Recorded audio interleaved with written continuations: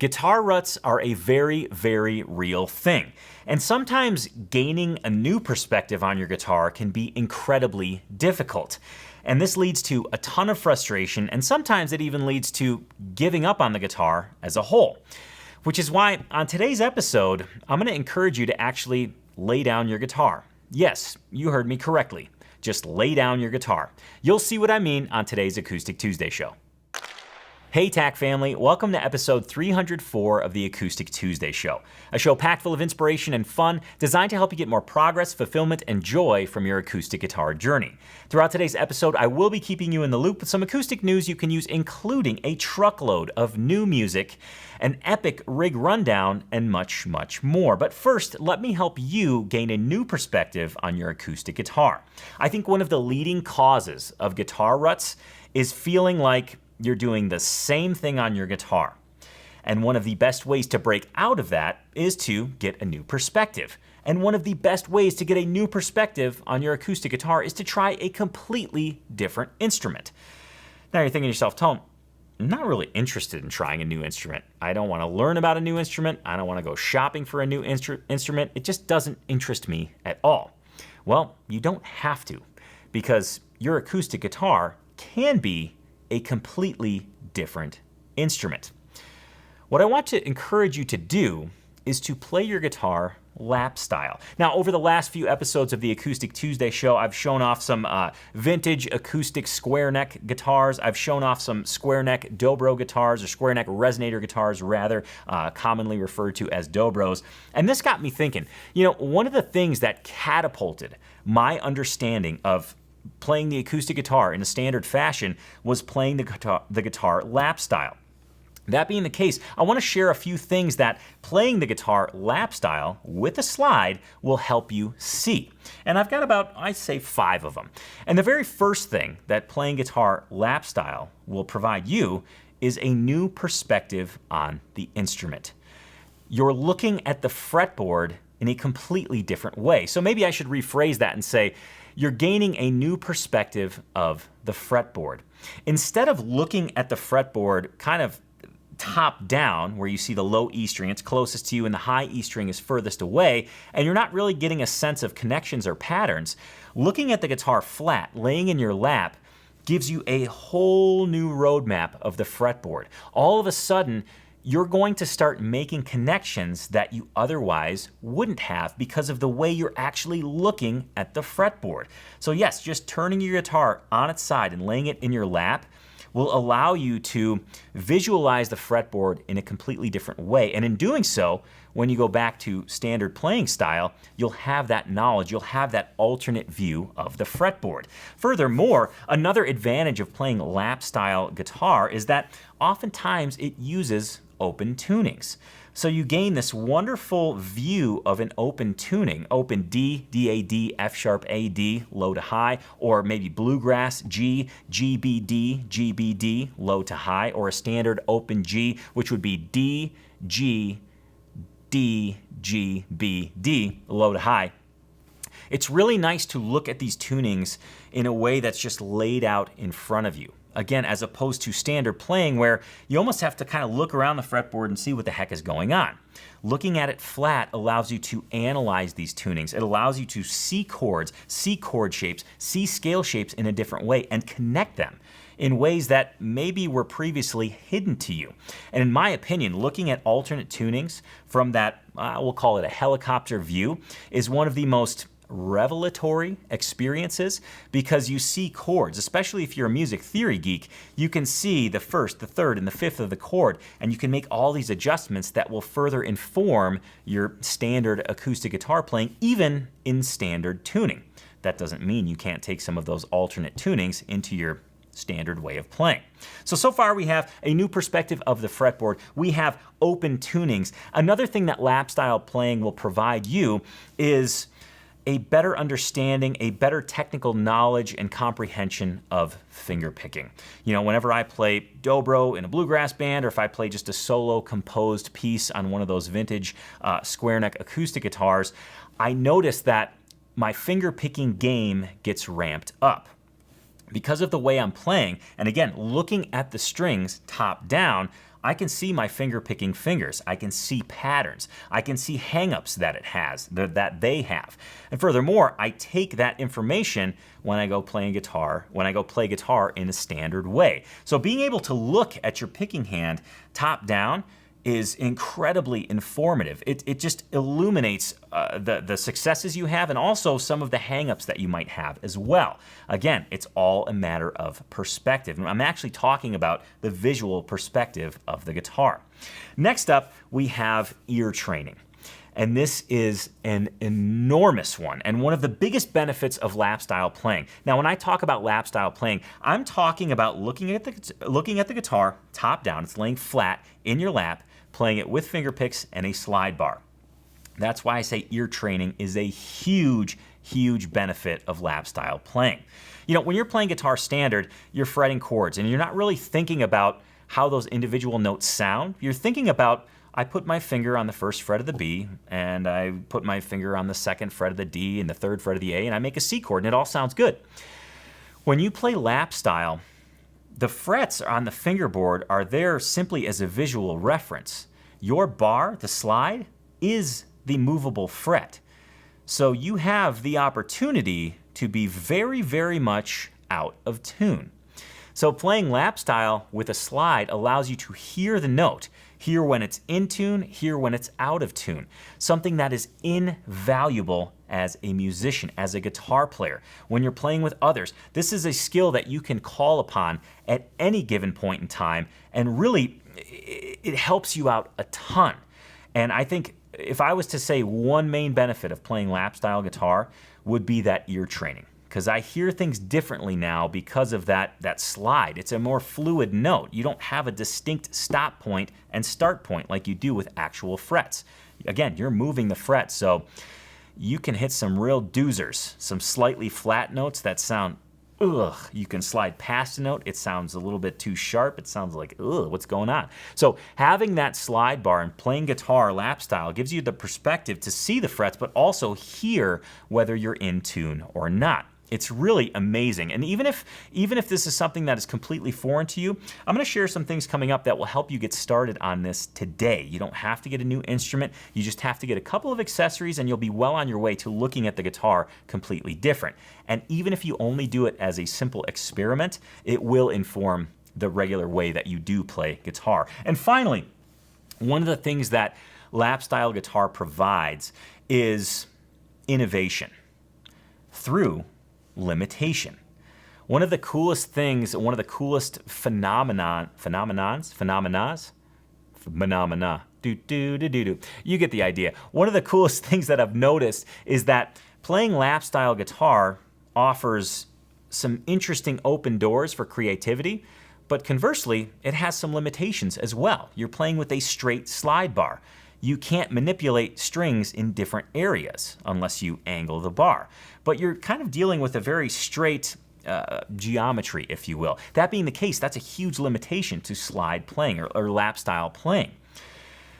Because of those limitations, you start looking at things differently. Instead of playing a minor chord, all strumming at once, you might have to arpeggiate it. So those limitations actually provide innovation and get you thinking in a different way. And again, you take that information to the regular way that you play guitar. Now, I wanted this to be a discussion to kind of say, hey, playing lap style is really cool. I personally love it, so selfishly I wanted to do this episode. But furthermore, it really provides interesting insight into the guitar. And again, just that visual perspective shift can cause some huge connections that you otherwise would not have seen. So kind of a fun little conversational rundown of the benefits of lap style playing, and I thought it was necessary because I have featured quite a few lap style guitars in recent episodes. Now you might be thinking, okay, I'm not going to go get a vintage square neck right now. I'm not going to get a bluegrass resonator guitar, a square neck resonator guitar. I'm not in the market. It's just not on my radar. But this seems interesting to me. I want to try this out. Well, it's actually quite easy to do. All you have to do, you have to get three things. Number one, you have to get something called a nut extender. Let's get out of the gutter here. Okay, it's called a nut extender. I believe Shub makes them. I think Golden Gate makes them. I want to say Dunlop maybe makes them. The one that I really like is, I think, made by Golden Gate, and it fits over the nut of your acoustic guitar. So all you have to do is detune the strings, slide this little metal piece over the existing nut of your guitar, and it raises the strings off the fretboard. So you get good enough clearance so you can play with the slide bar. Which brings me to the next thing that you will need, and that is a slide bar. My favorite budget lap style slide bar is the Dunlop Lapdog. I believe it's about $30. It's a chrome plated steel bar. Fits in your hand beautifully. I know Shub makes some steel bars. I don't necessarily love those, but it's an option. And then my absolute favorite is a Shearhorn stainless steel tone bar, but that's like, I think that's upwards of $100 now. So it's very expensive if you're just experimenting. If you're just experimenting, I would stick with that Dunlop Lapdog tone bar. Again, it's about $30. So you need that nut extender, the Dunlop Lapdog tone bar, and if you want, this last one is kind of a, you don't have to have it, but it'd be nice, is a set of finger picks. I favor the Dunlop Zuki's finger picks along with the Pro Pick split band brass finger picks. So kind of a quick little starter pack if you want to start dabbling with lap style guitar. And when I say dabble, I really should have used the word experimenting, because all you're doing is setting up your guitar in a different way to, again, gain that different perspective, that different visual perspective that, again, allows you to make some pretty awesome connections. So in the comments below, let me know, what do you think about this? Was this an interesting talk that got you inspired to go give this a try? Is this something you plan on trying here soon? Let me know in the comments below. And while you're typing, let me go ahead and dig right into some acoustic news you can use. And first up is a new song from Will McNichol. Will McNichol is one of my favorite fingerstyle guitar players. He has a knack for these just beautiful flowing compositions that conjure up so much emotion, and I always find that fascinating. You know, when somebody's able to play an instrumental piece that projects and emotes so much, I think that's just I think it's pure magic. And I think Will's new song does just that. It was released on August 4th. It is named The Botanist, and here it is.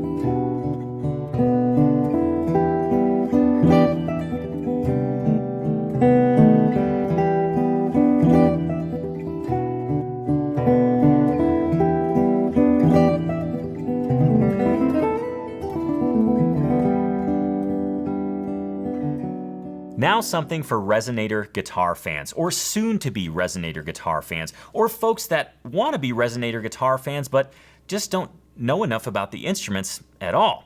Matt Ike from Mule Resonator Guitars to the rescue. He just posted a video, what the heck is a resonator guitar?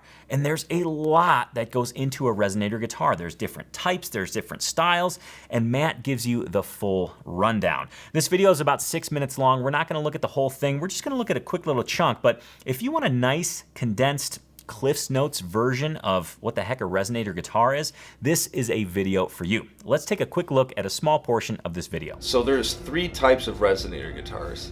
Remember, resonator is the family of guitars, and you have 3 types underneath it. So first we have a single cone. This is a single cone, also known as a biscuit bridge resonator, because it kind of looks like a biscuit. Goes on top, strings go over the saddle. That's what transmits the energy into the guitar. It's got a different design, has a different sound to it. A little bit more attack. The dobro cone, or spider bridge resonator, is like a single cone, but it's flipped upside down. And I don't have one of those bridges, but the bridge looks kind of like a spider. It's got these legs that go across the cone and touch on the outside with a saddle that's fit into the bridge in the middle. And that gives dobros that thicker, more mid-rangey type sound for dobro playing. And then we have the tricone. This is a tricone. Inside of a guitar, you're going to have 3 of those cones, hence the name. And those 3 cones are connected by the T-bridge, because we're all about very obvious names in the resonator world. So you have 3 cones connected to each of those arms, and then the saddle goes in the middle there. And this is one of our new machined T-bridges. You get the sneak peek. There's going to be more on this next week because this is a big deal. Huge thanks to Matt for making that video. And on a personal note, I just want to thank Matt for making the trip to Montana to come see Charlie Parr play. It was really cool to have Matt here in Montana. We had a chance to hang out. We hung out like 3 days, and it was just so much fun, so many laughs, so many stories. It was really incredible. On that note, I want to thank Charlie Parr for also coming out to Montana to play a show, asking me to open the show for him, asking me to play along with him at his show. I am truly, truly grateful, and that weekend, hanging with Matt from Mule, hanging with Charlie was a top peak moment in my life. Just a true moment of gratitude I wanted to share with the Acoustic Tuesday viewing audience. And if Charlie and Matt happen to be watching, again, thank you so much. I'm very grateful that you two are in my life. Moving right along, let's go ahead and see what the TAC family is working on today. Every single week within Tony's Acoustic Challenge, the TAC family rotates through the 5 essential skills that help you learn songs fast. Monday, there's a technique challenge. Tuesdays, a guitar lick challenge. Wednesdays, an improvisation challenge. Thursdays, a rhythm guitar challenge. Fridays, a chord transition challenge. Today is Tuesday. They are working on a guitar lick, and here it is. Your Tuesday TAC Guitar Lick Challenge is named so much more because you'll see that although it looks simple, it provides opportunity to do so much more. It's actually something that is likely very familiar to you. It involves the Neil Young chord. It's from the Neil Young song, Old Man, and I think it's something that every guitar player, every acoustic guitar player should learn to play for a very specific reason, a reason I'll explain to you here in a moment, but first, let me go ahead and play the Guitar Lick Challenge.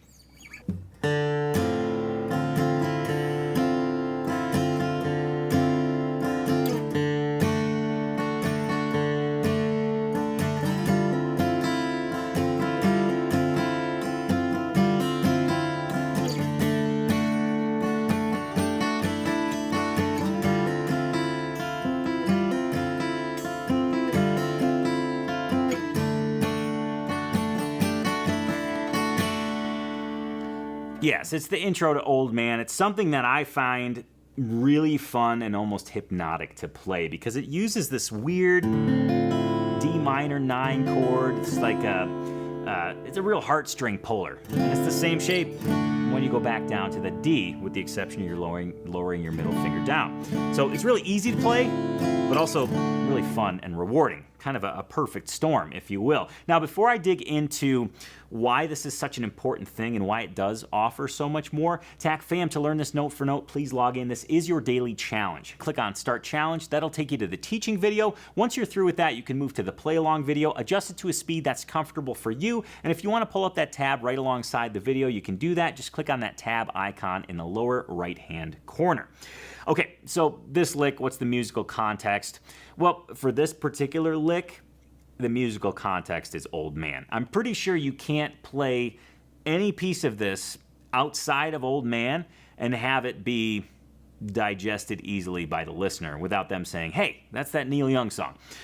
But I guess actually you can. Let me backtrack a little bit. There's 2 things I want to go over here. And the first is making the song work for you instead of you working for the song. It sounds a little bit weird, but here's the deal. You know, we're all at different levels on our guitar journey. That being the case, playing something like this might be out of your realm right now. It just might not be within your reach, and that's totally fine. That doesn't mean you can't play this. It means you have to adjust it to fit where you are right now. So instead of that single string picking, maybe you just turn it into strumming.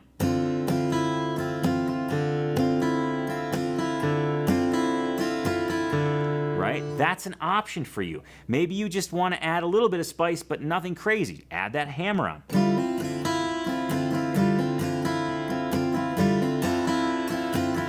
basically the point I'm trying to make here is that so often we hear the recording, we look up the tab, and we want to play it exactly as it's written. And believe me, I do too. But a lot of times there's multiple steps involved into getting to that end product.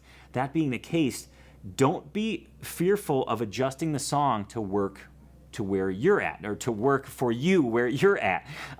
It's not cheating, it's not taking shortcuts, it's quite simply adapting it so that you can play it now, and that maybe the next go around, next time you run into the song, or next time you sit down to work on it, you can add another layer of complexity, okay? It's just quite simply taking baby steps. What's that Bill Murray movie? What About Bob? It's all about baby steps, right? So that's the first thing.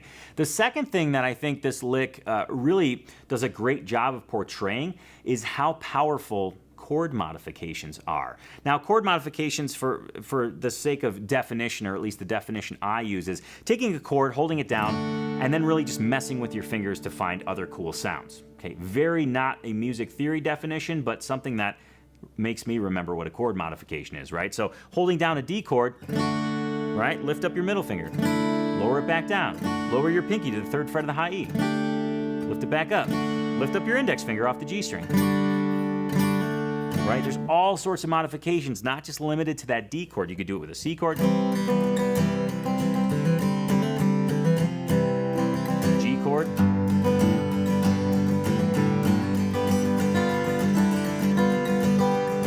right? These chord modifications really open up a whole different tonal palette. And you don't have to do much to do them. You hold the chord down and start moving your fingers. See what's available to you. Are all the notes going to sound good? No, but how will you know if you don't try, right? So you don't even have to really, quote unquote, know what you're doing. You can just start messing with the chord and figuring it out, right? Figuring out what sounds good for you. And I think Neil Young was a master at this. And in fact, I'll cite pretty much every folk acoustic guitar act of the 70s. You know, these chord modifications were really, really familiar, really, really common. I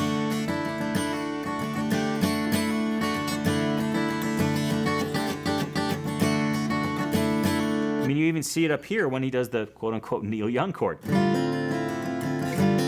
He's using that subtle hammer-on. We can steal that and apply it to other chords. And again, I'm just using the D shape as an example, but this manifests itself in all of the different open chord shapes. In fact, it's something I would encourage you to try today, or the next time you sit down to play your guitar. Grab a chord and just see what's available, see what's around, and see how cool it sounds. Or if it doesn't sound cool, quite simply don't do it again. Which brings up an important point. I think there's this, we get in our own way a lot. I get in my own way a lot, and chances are, well, I'm a guitar geek, you're a guitar geek, you may get in your own way a lot. I think a lot of times we say the phrase, I'm not good enough for that, or I don't necessarily have those skills, so I can't do that yet, or I don't know what the inner workings are of it, so I shouldn't even try it if I don't know what I'm doing. Not really true. That's kind of a cart before the horse situation. If you waited to know what you're doing to play, nobody would ever play, because you can't learn without making mistakes.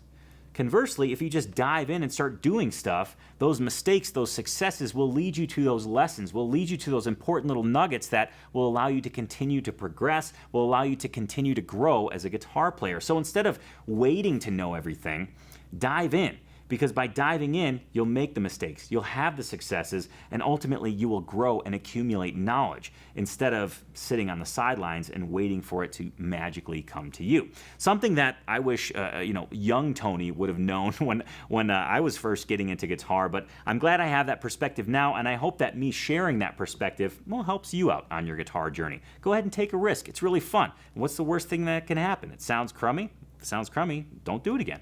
On to your second dose of acoustic news you can use. And I have to say, there's been a lot of rumblings about Yamaha guitars in the bluegrass world. Now, this is something that comes as a bit of a shock to me, and I think has come as a bit of a shock to quite a few people.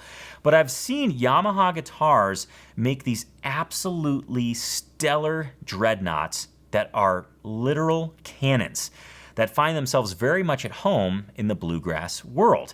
I've seen Jake Eddy play one of these Yamaha guitars. I've seen Jordan Tice play one of these Yamaha guitars. I've seen Trey Hensley with his hands on one of these Yamaha handcrafted dreadnoughts. They sound darn amazing. And what's even more amazing is when you get these players together. Now, with the exception of Trey here, Jake Eddy and Jordan Tice got together to pick some tunes. And one of the tunes they played is a classic tune, Orphan Annie, one of my favorite tunes. And they just so happened to play these Yamaha guitars when they recorded this song. You've got to see it. You've got to hear these guitars. You've got to hear these players interact. It is a pure treat. Here's Jake Eddy and Jordan Tice.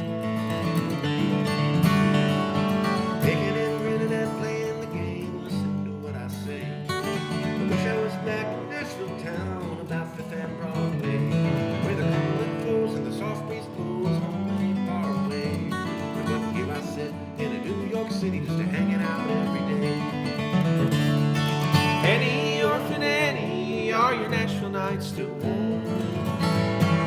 Somewhere to the west of town is the coming of a storm. Are your rivers dark and muddy where the green swamp willows grow? 9 more days and I'll be home, way back in off the road.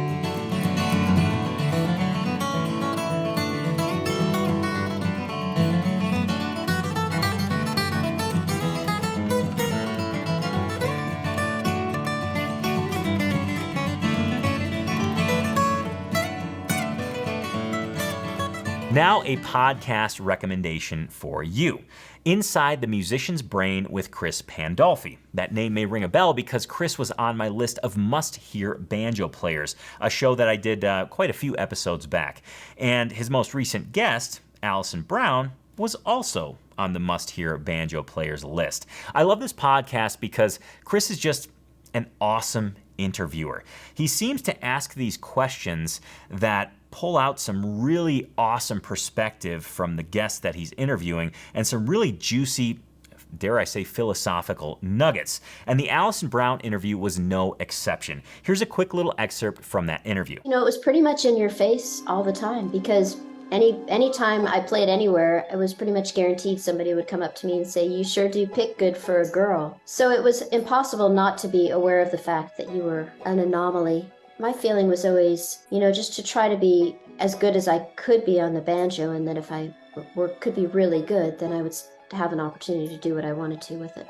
I mean, from the time I was Banjo Player of the Year to the time Molly Tuttle became Guitar Player of the Year, and there were 5 women who had won like their respective instruments, it took 27 years. Wow. Which is crazy. That you can't underestimate the value and importance of, you know, for young people coming up playing, being able to see somebody that looks like them doing what they want to do. And lastly, an epic rig rundown. Yes, I have to be honest, I love Premier Guitar's Rig Rundown series. Essentially, somebody goes to visit an artist on tour, and then that artist takes you through their entire rig, what they use to play live.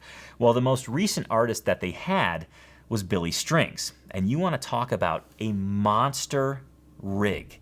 Yes, he's got a ton of acoustic guitars on tour, but he also has a ton of pedals and an interesting perspective on how he uses those things to put on the incredible shows that he does. We're gonna look at a small portion of this rig rundown. Warning, the entire rig rundown is it's almost an hour and a half long.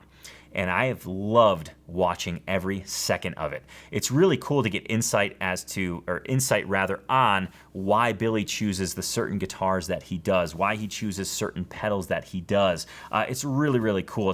It's really nice to be kind of a fly on the wall watching Billy talk about his rig to the interviewer whose name is escaping me right now. Sorry about that. Anyways, let's look at a quick clip from this rig rundown. What I have here is, well, first of all, this is my Thompson. Gosh, when did I get this thing? 2016, I think. Maybe 2015, 2016.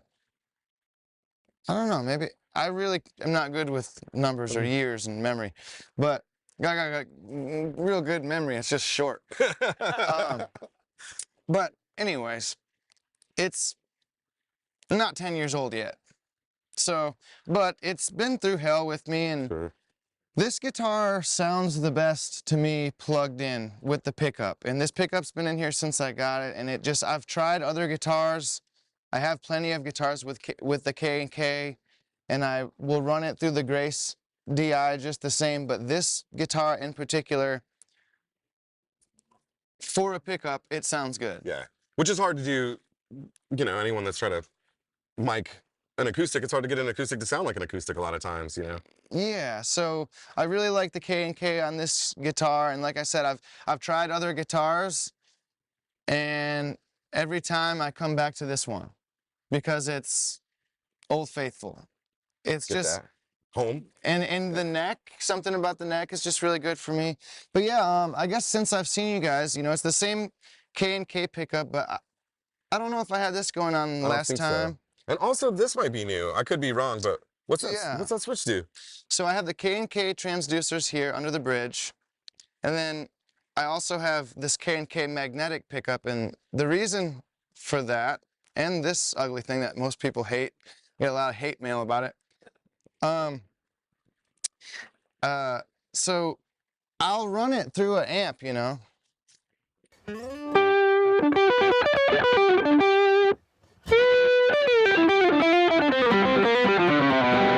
So like, but with this pickup, it won't.